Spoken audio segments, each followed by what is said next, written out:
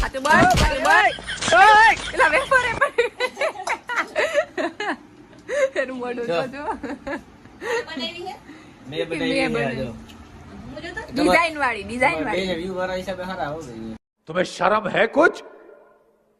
शर्म आया है એ નથી લેવો તને